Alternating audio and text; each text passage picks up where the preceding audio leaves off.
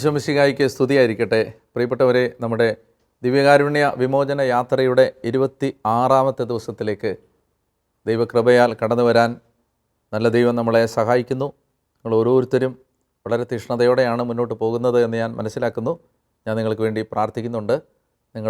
നിങ്ങളുടെ പ്രാർത്ഥനകളിൽ എന്നെയും ഈ ശുശ്രൂഷയിൽ സഹായിക്കുന്ന ഇതിനുവേണ്ടി ഇതിൻ്റെ അണിയറ പ്രവർത്തനങ്ങൾ നടത്തുന്ന എല്ലാവരെയും ഓർക്കണം, പ്രാർത്ഥിക്കണം എന്ന് ഓർമ്മിപ്പിച്ചുകൊണ്ട് ഇന്നത്തെ ചിന്തയിലേക്ക് നമുക്ക് കടക്കാം.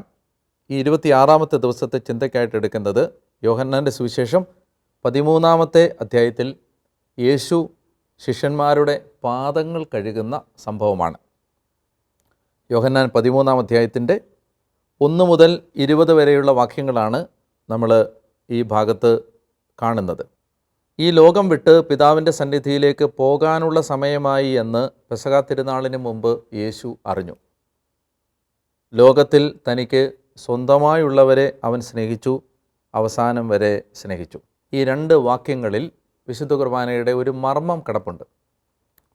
ഈ ലോകം വിട്ട് പിതാവിൻ്റെ സന്നിധിയിലേക്ക് പോകാനുള്ള സമയമായി എന്ന് യേശു അറിഞ്ഞു. യേശു പിതാവുമായി സത്തയിൽ ഒന്നാണ്. സബ്സ്റ്റൻസിൽ അവർ രണ്ടുപേരും ഒന്നാണ്, ഒരു ദൈവമാണ്. 2 വ്യക്തികളാണെങ്കിലും അവർ സത്തയിൽ ഒന്നാണ്, ഒരു ദൈവമാണ്, ദൈവത്വത്തിൽ ഒന്നാണ്. എന്ന് പറഞ്ഞാൽ പിതാവും പുത്രനും തമ്മിൽ വേർപിരിക്കാനാവാത്ത ഒരു ആഴമായ ആ ഐക്യമുണ്ട്, യൂണിറ്റിയുണ്ട്. ക്രിസ്തു ഈ ഭൂമിയിൽ മനുഷ്യനായിട്ട് അവതരിക്കുമ്പോൾ, ദൈവപുത്രൻ മനുഷ്യനായി ഭൂമിയിലേക്ക് വരുമ്പോൾ സത്യത്തിൽ പിതാവിൽ നിന്ന് ഉള്ള ഒരു വേർപെടൽ ദൈവത്വത്തിൽ വേർപെട്ടിട്ടില്ലെങ്കിലും മനുഷ്യൻ്റെ പരിമിതികളുള്ളതുകൊണ്ട് അവൻ്റെ മാനുഷിക പരിമിതിയിൽ അവൻ്റെ ദൈവത്വം, ആ ദൈവത്വത്തിൻ്റെ സമ്പൂർണതയിൽ നിലനിൽക്കേണ്ടവൻ മനുഷ്യൻ്റെ പരിമിതികൾ ഏറ്റുവാങ്ങി വരുമ്പോൾ തീർച്ചയായിട്ടും ക്രിസ്തു ഏറ്റെടുത്ത ഒരു ശൂന്യതയുണ്ട് അവിടെ.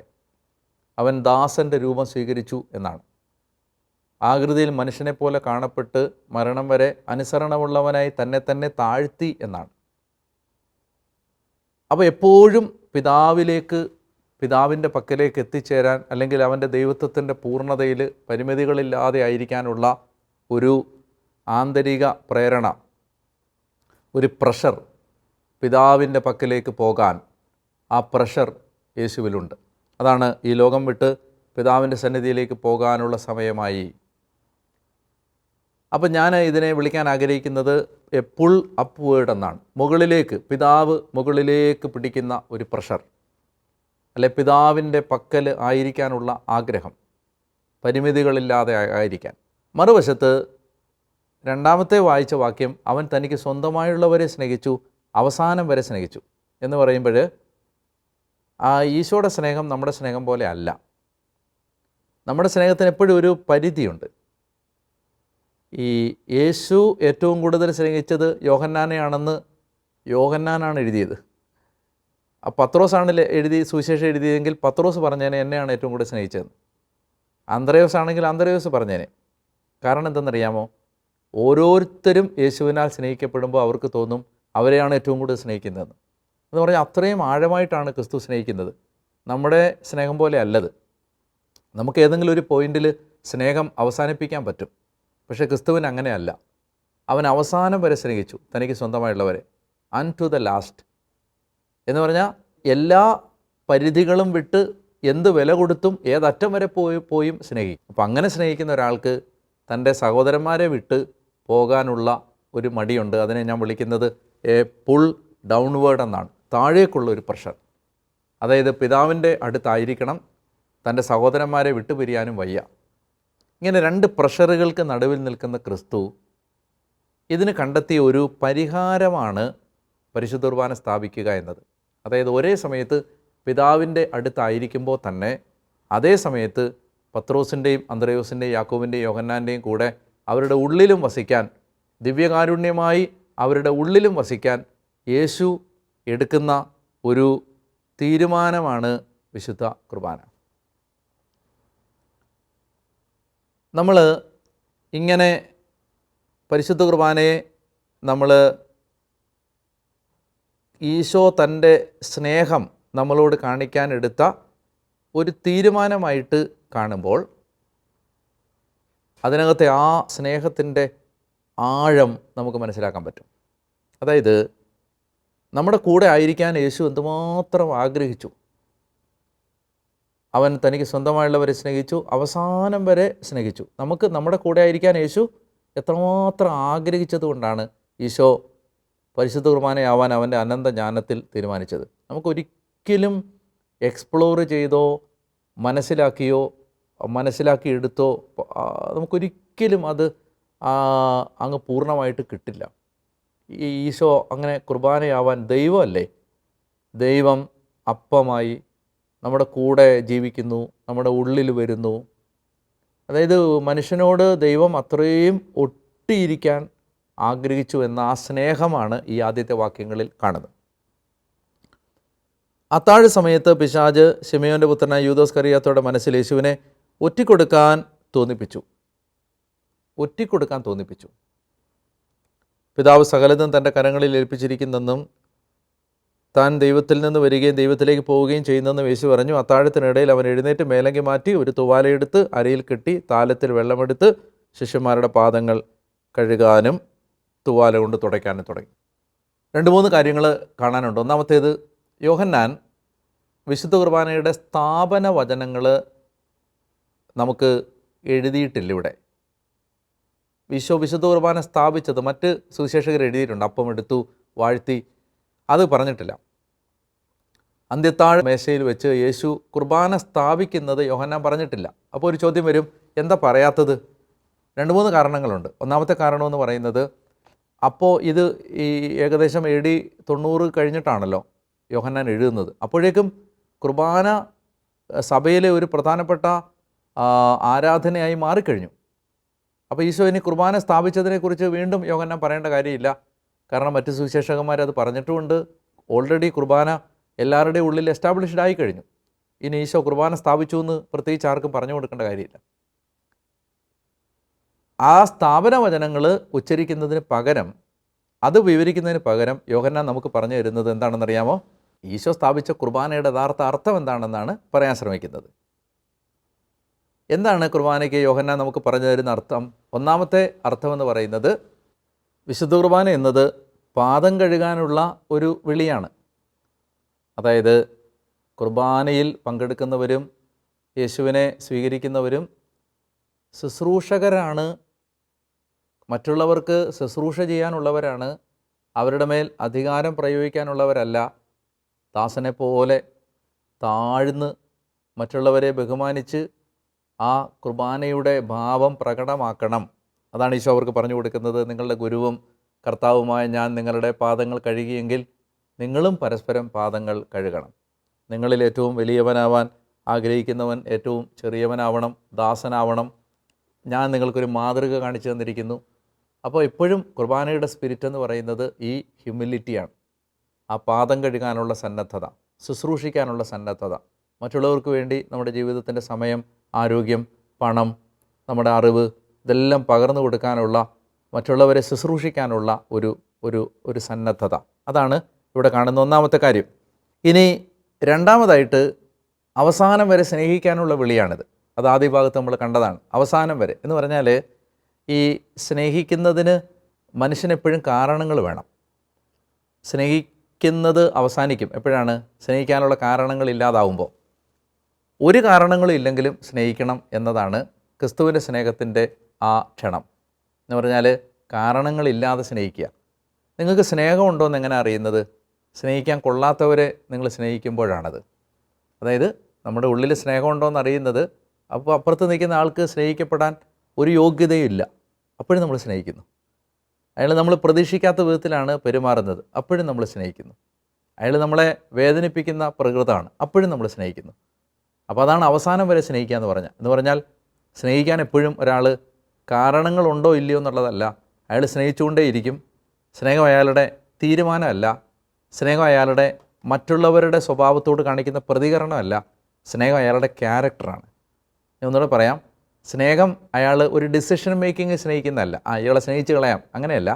സ്നേഹം മറ്റേയാൾ നല്ല രീതിയിൽ പെരുമാറുമ്പോൾ അതിനോടുള്ള പ്രതികരണമല്ല, മറിച്ച് സ്നേഹം അയാളുടെ ക്യാരക്ടറാണ്. അയാൾ സ്നേഹമായതുകൊണ്ടാണ് അയാൾ സ്നേഹിക്കുന്നത്. അപ്പോൾ ഇങ്ങനെ ക്രിസ്തുവിൻ്റെ സ്നേഹത്തിൻ്റെ പ്രത്യേകത എന്ന് പറഞ്ഞാൽ അവസാനം വരെ സ്നേഹിക്കാനുള്ള ഒരു നിക്ഷേപമാണ് കുർബാനയിലൂടെ ഈശോ നമുക്ക് തരുന്നത്. ഈശോ പറയുകയാണ്, നിങ്ങൾക്ക് ഞാൻ സ്നേഹിച്ചതുപോലെ സ്നേഹിക്കാൻ, അതിനുവേണ്ടി ഞാൻ എന്നെ തന്നെ നിങ്ങൾക്ക് തരികയാണ്. അപ്പോൾ അതാണ് അതിൽ നിന്ന് കിട്ടുന്ന ഒരു രണ്ടാമത്തെ അർത്ഥം. മൂന്നാമതായിട്ട് ഇവിടെ ഈശോ ശിഷ്യന്മാരുടെ കാല് കഴുകുമ്പോൾ പിതാക്കന്മാർ അതിനെ വ്യാഖ്യാനിക്കുന്നത്, നമ്മൾ വിശുദ്ധ കുർബാന സ്വീകരിക്കുന്നതിന് മുമ്പ് യേശു നമ്മളെ കഴുകുകയാണ്. ഈശോ പറഞ്ഞു, നിങ്ങൾ സ്വയം കഴുകാൻ പറ്റില്ല, ഞാൻ കഴുകിയില്ലെങ്കിൽ എന്നാണ് പറയുന്നത്. എന്ന് പറഞ്ഞാൽ യേശുക്രിസ്തുവിൻ്റെ രക്തമാണ് നമ്മളെ കഴുകേണ്ടത്. നമ്മൾ എത്രത്തോളം നമ്മളെന്തെല്ലാം ചെയ്ത് നമ്മളെ തന്നെ ശുദ്ധീകരിക്കാൻ ശ്രമിച്ചാലും ക്രിസ്തുവിൻ്റെ രക്തമാണ് നമ്മളെ കഴുകേണ്ടത്. അതാ ഈശോ പത്രോസിനോട് പറയുന്നത്, ഞാൻ കഴുകിയില്ലെങ്കിൽ നിനക്ക് എന്നോടുകൂടെ പങ്കില്ല. അപ്പം അങ്ങനെ ഒരു അർത്ഥം കൂടി അതിനുണ്ട്. കുർബാനയ്ക്ക് മുമ്പുള്ള നമ്മുടെ അനുതാപം, കുമ്പസാരം, നമ്മൾ വിശുദ്ധിയോടുകൂടി യേശുവിനെ സ്വീകരിക്കണം എന്നതിൻ്റെ ഒരു മാതൃകയാണ് യേശു ശിഷ്യന്മാരുടെ കാലുകൾ കഴുകുന്നത്. ഇനി നാലാമതായിട്ട് ഈശോ പറയുകയാണ്, ഇത് സഭയ്ക്ക് ഒരു മാതൃകയാണ്. ഞാൻ നിങ്ങൾക്കൊരു മാതൃക തന്നിരിക്കുന്നു. നമുക്ക് കുർബാന ഒരാചാരമല്ല, ഒരു ജീവിത ശൈലിയാണ്. ഞാനൊന്നുകൂടെ പറയാം, കുർബാന നമുക്കൊരു റിച്വൽ അല്ല, മറിച്ച് ഒരു ജീവിത ശൈലിയാണ്. അപ്പോൾ കുർബാനയിൽ പങ്കെടുക്കുന്നവർ കുർബാനയുടെ ജീവിതം നയിക്കണം എന്നതിന് യേശു ഒരു മാതൃക തരികയാണ്. നമ്മളിന്ന് ഒന്ന് ആലോചിച്ച് നോക്ക്, വിശുദ്ധ കുർബാനയുടെ പേരിൽ എന്തോരം തല്ല നമ്മുടെ ഇടയിൽ നടക്കുന്നത്. എന്തൊരു ഓപ്പോസിറ്റ് വിറ്റ്നസിങ് ആണിത്. ഇതൊരു ശരിക്കും എന്തൊരു വലിയ സ്കാൻഡലാണ് നമ്മൾ കൊടുക്കുന്നത്. നമ്മൾ സാക്ഷ്യമാവുന്നില്ല എന്ന് മാത്രമല്ല, ഭയങ്കര സ്കാൻഡലല്ലേ. എനിക്ക് ഭയങ്കര സങ്കടം തോന്നുന്ന കാര്യം, ഈ അഡ്വക്കേറ്റ് ജയശങ്കർ പോലെയുള്ള ആളുകൾ നമ്മളെ ഉപദേശിക്കുന്നത് ആ ഒരു അവസ്ഥയിൽ നമ്മളെത്തി. അതായത് നമ്മളെ ആരാണ് ഉപദേശിക്കുന്നത്? അതായത് അദ്ദേഹം ഒരു നല്ല മനുഷ്യനാണ്, അത് ഞാൻ നിഷേധിക്കുന്നില്ല. പക്ഷേ അദ്ദേഹം ക്രിസ്ത്യാനിയല്ല. അദ്ദേഹം ബൈബിൾ വായിച്ചിട്ടുണ്ട്. എനിക്ക് തോന്നുന്നു നമ്മൾ പലരും വായിക്കുന്നതിനൊക്കെ കൂടുതൽ അദ്ദേഹം ബൈബിൾ വായിച്ചിട്ടുണ്ടെന്ന് എനിക്ക് തോന്നുന്നു. അപ്പോൾ അദ്ദേഹം പറയുകയാണ്, പിതാക്കന്മാർക്ക് അതേ ഉപദേശം കൊടുക്കുകയാണ്, അച്ഛന്മാർക്ക് അതേ ഉപദേശം കൊടുക്കുകയാണ്. അത് തെറ്റാന്നല്ല ഞാൻ പറയുന്നത്. ആ ഗതികേടിലേക്ക് നമ്മളെത്തി. അതായത് കുർബാന സ്വീകരിക്കുന്ന നമ്മൾ തല്ല് കൂടുകയാണ്. കുർബാന കഴിഞ്ഞ് കുർബാനയ്ക്ക് വേണ്ടി തല്ല് കൂടുകയാണ്. കുർബാന എങ്ങനെ ചൊല്ലണമെന്ന് പറഞ്ഞിട്ട് തല്ല് കൂടുകയാണ്. നമ്മളെ പിശാച് കൊണ്ടുവന്ന് എത്തിച്ച ഒരു അധപ്പതനം നിസാരമാണെന്ന് നിങ്ങൾ വിചാരിക്കരുത്. എന്തൊരു നാണക്കേടാണിത്, എന്തൊരു നാണക്കേടാണ്. ഇനി നാളെ ഒരു സമയത്ത് കുർബാനയ്ക്ക് വേണ്ടി തല്ലുകൂടാൻ നിങ്ങളുടെ ഉള്ളിലൊരു പ്രേരണ വരികയാണെങ്കിൽ നിങ്ങൾ സത്യത്തിൽ ഈ വിശ്വാസം ഉപേക്ഷിച്ച് പോകുന്നതാണ് നല്ലത്. നിങ്ങൾ ഈ ക്രിസ്തു മതത്തിന്, യേശു ക്രിസ്തുവിന് ഒരു അപമാനം ആവരുത്. അല്ല, എൻ്റെ നിലപാട് ഞാൻ പറയുകയാണ്. അത് പറയാതിരിക്കാൻ പറ്റത്തില്ലല്ലോ. എന്തെന്നറിയാമോ? അതായത് കുർബാനയ്ക്ക് വേണ്ടി വഴക്കുണ്ടാകേണ്ട ഒരു ഗതികേട് എനിക്കുണ്ടായാൽ അതിലും ഭേദം ഞാൻ ഈ വിശ്വാസം ഉപേക്ഷിച്ച് പോകുന്നതാണ്. കാരണം വഴക്കുണ്ടാക്കരുതെന്നും സ്നേഹിക്കണമെന്നും ക്ഷമിക്കണമെന്നും മാപ്പ് കൊടുക്കണമെന്നും വിട്ടുകൊടുക്കണമെന്നൊക്കെ പറഞ്ഞ ഒരാളുടെ ശരീരം ഭക്ഷിക്കാൻ വേണ്ടി വഴക്കിടുക എന്ന് പറഞ്ഞാൽ എന്തൊരു കോമഡിയാണത്.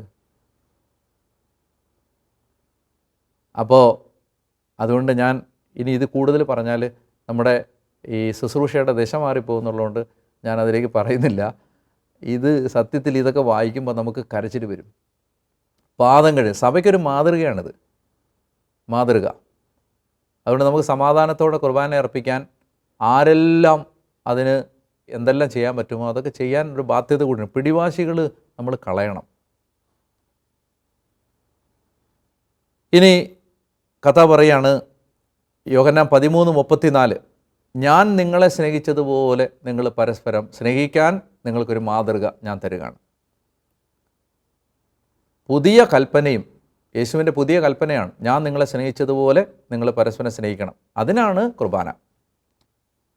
അടുത്ത ഒരു ആശയം കത്തോലിക്ക സഭ ഈ ഭാഗത്തെ വിശദീകരിക്കുമ്പോൾ 2 കാര്യങ്ങളാണ് സഭ പഠിപ്പിക്കുന്നത്. ഒന്ന്, വിശുദ്ധ കുർബാന സ്ഥാപിച്ച ഭാഗമാണിത്. രണ്ടാമതായി, പൗരോഹിത്യം സ്ഥാപിച്ച സമയം കൂടിയാണിത്. അതിന് ഉദാഹരണമായിട്ട് ചൂണ്ടിക്കാണിക്കപ്പെടുന്നത്, മോശ അഹറോനെയും പുത്രന്മാരെയും പുരോഹിതന്മാരായിട്ട് അഭിഷേകം ചെയ്യുന്ന സമയത്ത് മോശ അവരുടെ കാല് കഴുകിയതായിട്ട് നമ്മൾ വായിക്കുന്നുണ്ട് പുറപ്പാട് പുസ്തകത്തിൽ.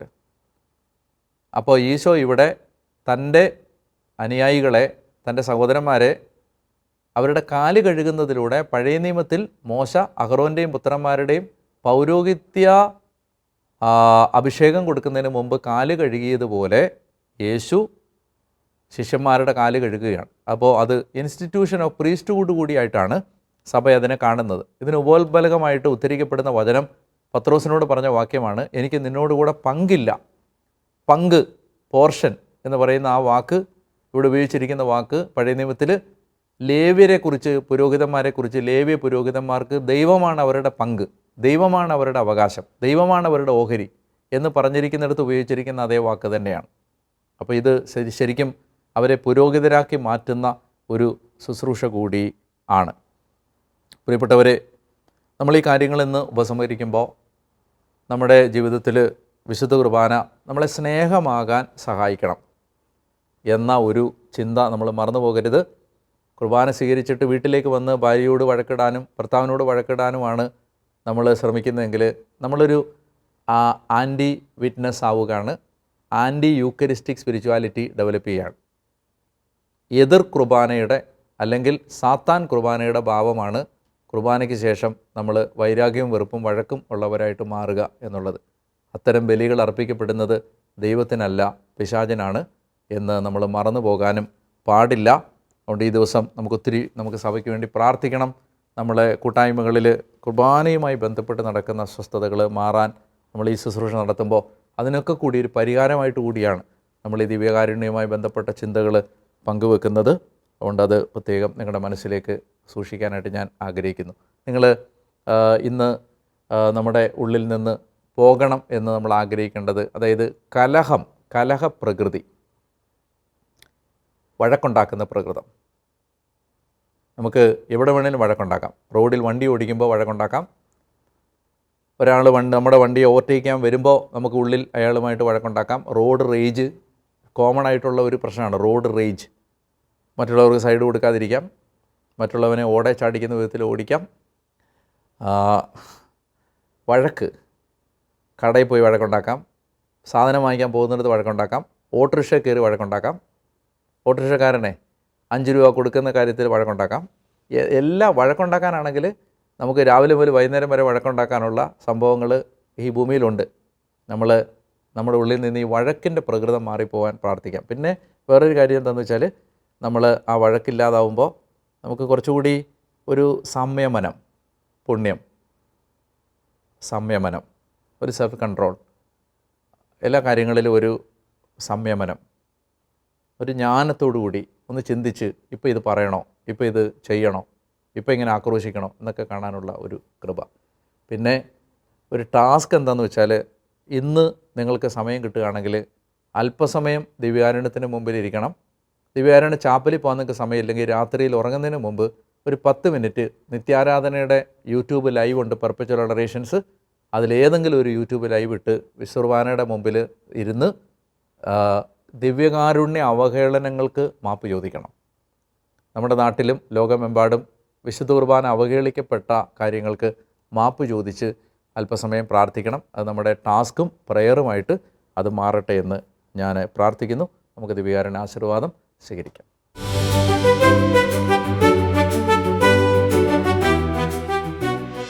പരിശുദ്ധ പരമാദിവ്യകാരുണ്യ ഈശോയ്ക്ക് എന്നേരവും ആരാധനയും സ്തുതിയും പുകഴ്ചയും ഉണ്ടായിരിക്കട്ടെ. നല്ല കർത്താവേ ദൈവമേ, ഒരു പ്രഭാതം കൂടി അങ്ങ് ഞങ്ങൾക്ക് തന്നതിന് നന്ദി പറയുന്നു. ഒരു ദിവസം കൂടി അങ്ങയുടെ മുഖം കാണാൻ, കർത്താവേ അങ്ങയുടെ മുഖത്ത് നോക്കി പ്രകാശിതരാവാൻ കർത്താവ് ഞങ്ങൾക്ക് തന്ന കൃപകൾക്കായിട്ട് അങ്ങേ സ്തുതിക്കുന്നു. ദൈവമേ, സ്നേഹമായി മാറാനാണല്ലോ വിശുദ്ധ കുർബാന ഞങ്ങൾക്ക് അവിടുന്ന് തന്നത്. സ്നേഹമായി മാറാതിരിക്കുമ്പോഴെല്ലാം ഞങ്ങൾക്ക് കുർബാനയുടെ അപവാദങ്ങളായി ഞങ്ങൾ മാറുകയാണെന്ന് തിരിച്ചറിയാനുള്ള കൃപ ഞങ്ങൾക്ക് തരണമേ. സ്നേഹിക്കാത്ത ഇടങ്ങളിലെല്ലാം വിശുദ്ധ കുർബാന അവഹേളിക്കപ്പെടുകയാണെന്ന് മനസ്സിലാക്കാൻ ഞങ്ങളെ സഹായിക്കണമേ. എളിമപ്പെടാനും പാദം കഴുകാനും ശുശ്രൂഷിക്കാനും കർത്താവേ സ്വാഭാവികമായി ഇഷ്ടമില്ലാത്തവരാണല്ലോ ഞങ്ങൾ. ഞങ്ങളുടെ ഹൃദയത്തിൽ അങ്ങ് കർത്താവെ മാംസം ധരിക്കുന്നതിന്, അങ്ങ് ഞങ്ങളുടെ ജീവിതത്തിൽ ജീവിക്കുന്നതിന് ഞങ്ങൾ അങ്ങയെപ്പോലെ ആകുന്നതിന്, ഞങ്ങൾ അങ്ങ് സ്നേഹിച്ചതുപോലെ സ്നേഹിക്കുന്നതിന്, തനിക്ക് സ്വന്തമായുള്ളവരെ അവസാനം വരെ സ്നേഹിച്ച അങ്ങ് പരിശുദ്ധ കുർബാനയിൽ നിന്ന് ആ സ്നേഹത്തിൻ്റെ സാധ്യതകളും ശക്തിയും ഞങ്ങൾക്ക് തുറന്നു തരണമേ എന്ന് പ്രാർത്ഥിക്കുന്നു. ഇന്ന് ഈ ആശീർവാദം സ്വീകരിക്കുന്ന ഞങ്ങൾക്കെല്ലാവർക്കും ഞങ്ങളുടെ ഉള്ളിലെ ഉറവ അടഞ്ഞുപോയ സ്നേഹത്തിൻ്റെ ധാരകൾ തുറക്കപ്പെടാൻ ആശീർവാദം തരണമേ എന്ന് അപേക്ഷിക്കുന്നു. പ്രിയപ്പെട്ടവരെ, നമ്മുടെ ഹൃദയത്തിൽ സ്നേഹം തുറക്കപ്പെടാൻ ആഗ്രഹിച്ച് നമുക്ക് ഇന്നത്തെ ആശീർവാദം സ്വീകരിക്കാം.